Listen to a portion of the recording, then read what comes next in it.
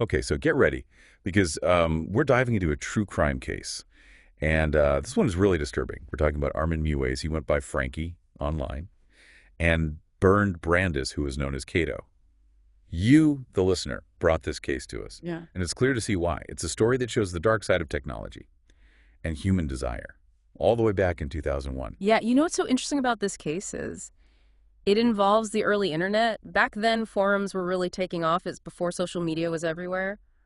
And this crime, a murder, was completely planned online. Makes you wonder how much the internet has really changed things. Meuwes and Brandis met on a forum for cannibalism fetishes. So right away, this is something way outside the norm. Right, it really shows you that. Even in those early days, the internet could connect people with very specific interests. And in this case, a very disturbing one. The internet can be a double-edged sword. Wow. On the one hand, you have this anonymity. That might have made people feel more comfortable expressing desires they never talk about offline. But then on the other hand, it gave them a way to connect with others who shared those desires. It created a space where something like this could actually be planned and happen. What's even more unsettling is that both Meuwes and Brandis had normal lives offline. Meuwes was known as a good neighbor, and Brandis took care of his grandmother. They had jobs and interacted with people. Right, so that's where this idea of compartmentalization comes in. It's a way people separate periods of their lives to avoid conflict or stress. So it's almost like they were living double lives. Their online personas with these dark desires were kept totally separate from their everyday lives. Exactly, and it really makes you think, how many other people might be doing the same thing? What secrets are people hiding? It's a pretty scary thought. It is. So let's look at Meuwes' background to see if we can understand his motivations better. We know his childhood was difficult. His father left. He had a controlling mother. He was bullied in school. Right, all of that. I mean, it's hard to imagine that those things didn't affect him. There's also the fact that he was fascinated by the fairy tale Hansel and Gretel. We all know the story. But he was really focused on the part where the witch eats the children. Yeah, and think about how powerful fairy tales can be. They often tap into our deepest fears and desires. They use symbols to explore themes that might be too difficult to face directly. Like in Hansel and Gretel, you have this powerful figure, the witch who eats others to satisfy her hunger. That could have resonated with Meuwes on a subconscious level. Maybe it gave him a framework for his own desires. So these fairy tales might have been more than just stories to him. Maybe they actually shaped his understanding of power, desire, and even the act of consumption. Right, and this wasn't just a passing interest for him. Meuwes went to a lot of trouble. To create a space where he could act out his fantasy, he turned a room in his house into what he called the slaughter room. It was soundproof, and he had butchering tools in there. So this wasn't something he decided to do on the spur of the moment. This was planned. He was performing a ritual with everything carefully thought out in advance. Absolutely. All that planning and detail shows a deep obsession, one that probably developed over a long time. It reminds me of how some serial killers plan their crimes so meticulously. Now, though it comes to Brandis's motivation, things get really complicated. We'll never truly know why he wanted to be eaten. He didn't leave a note, and he erased his computer history. So all we can do is try to figure out what happened. Right, some experts think it could have been a form of suicide. He had a bad relationship with his father and a history of failed relationships.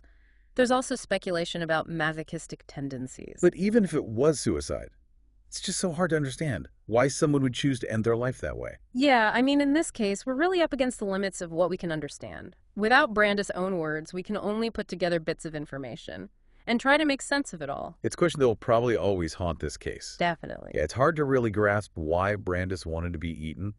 It's a question that just stays with you after looking into this case. It really shows you how limited traditional investigation methods can be when dealing with something like this.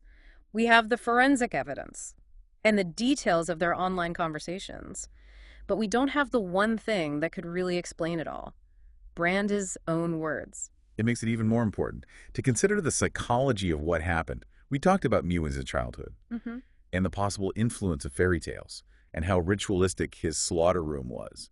But this case also brings up the whole idea of cannibalism. It's such a taboo subject, something most people find repulsive and unthinkable. Yeah, but, anthropologically speaking, cannibalism has existed in different cultures throughout history, and the reasons for it have been surprisingly varied.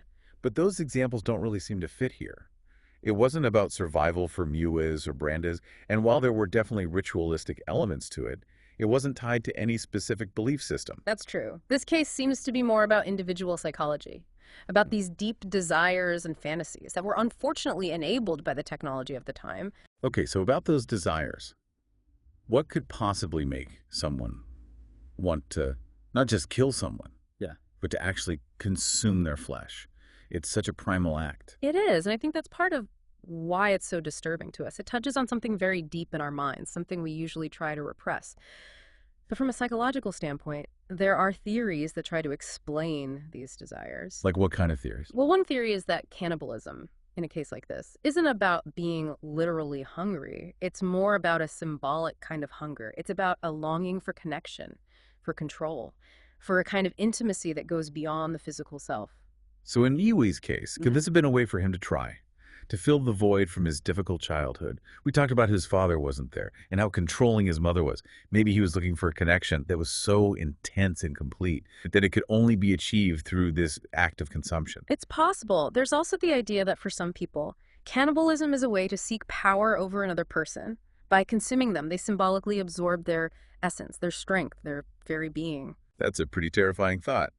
And what about Brandis? Could he have been driven by a similar desire, even if it was expressed differently? Maybe we know that Brandis actively sought out Mewes, and he insisted on certain things happening during the encounter, some psychologists think.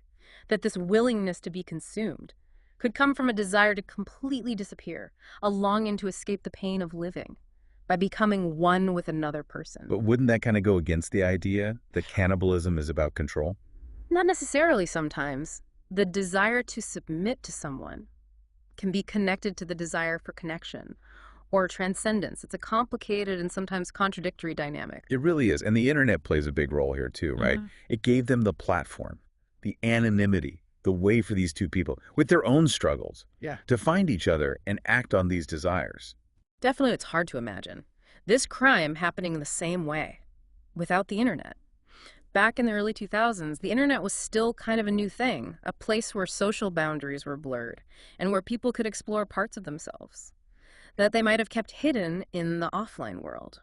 This case, as shocking as it is, really makes us face the fact that the internet isn't just for connection and communication. It can also be a tool for isolation, for extremism, for amplifying desires that would be taboo or dangerous in most social settings. It's a reminder that technology itself isn't good or bad. It's how people use it that matters.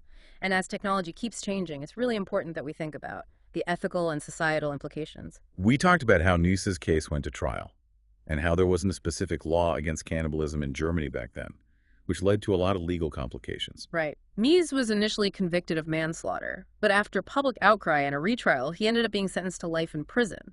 Which really shows how difficult it is for our legal systems to keep up with how fast technology changes. How do you define consent in a situation like this? How do you figure out who's responsible when a crime happens because of technology, but is actually carried out in the real world? Those are questions that legal experts and policymakers are still debating, and there aren't always clear-cut answers, but it's a conversation we need to have, especially as technology continues to blur the lines between what's virtual and what's real. So we've been talking about the psychology and legal stuff in the Mewes case. But there's another part to this story that is truly disturbing. Remember those online forums where Mewes and Brandis met? Oh yeah, and as they investigated, the authorities found something much bigger than just two individuals with this shared horrific desire.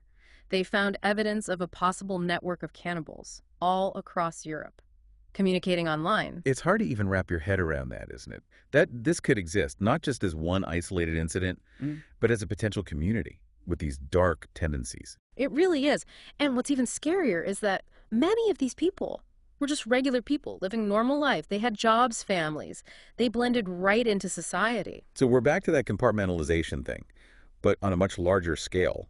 It's like there's this hidden world existing right alongside ours, where people can express and even act on desires that are totally taboo in normal society. It makes you wonder, right? How many people are living these double lives, exploring their darker impulses online? And what role does technology play in bringing these people together?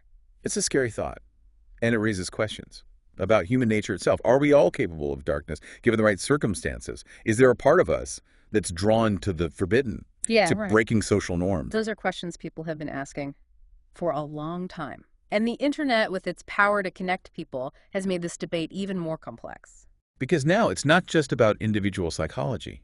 It's about how groups work, about online communities that can reinforce and even amplify certain beliefs and behaviors. It's about how the internet can create echo chambers where extreme views can take hold. Right, and that's where we have to talk about internet regulation and online safety. How do we balance freedom of expression with protecting people from harm?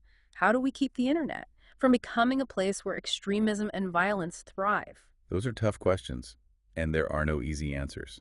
But it's a conversation we need to be having, especially as technology keeps changing our lives. This case, as awful as it is, reminds us of the dark potential of human nature and what can happen when we act on our impulses in the digital age. It makes us think about our own online behavior and recognize the potential for harm that exists in these online spaces. It's easy to focus on the good parts of the internet, the convenience, the entertainment, but we can't forget that it's a powerful tool that can be used for good or bad.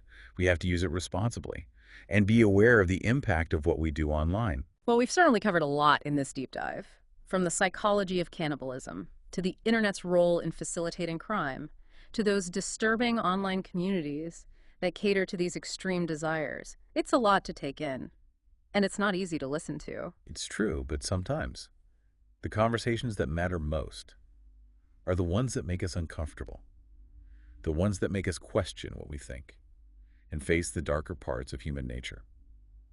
This case shows us that the internet, for all of the good things about it, is also a reflection of us, with all our complexities and contradictions. It's a place where our best and worst impulses can be magnified. And it's up to us to be aware, to be responsible, and to think critically about what we see online. If anything we've talked about today has been upsetting or disturbing, please know you're not alone. You can find resources and support information in the show notes. As always, we encourage you to keep exploring these topics, think critically about what you see online, and talk about these complex issues that we're facing in the digital age. Thanks for joining us for this deep dive. Until next time, stay curious, stay informed, and stay safe.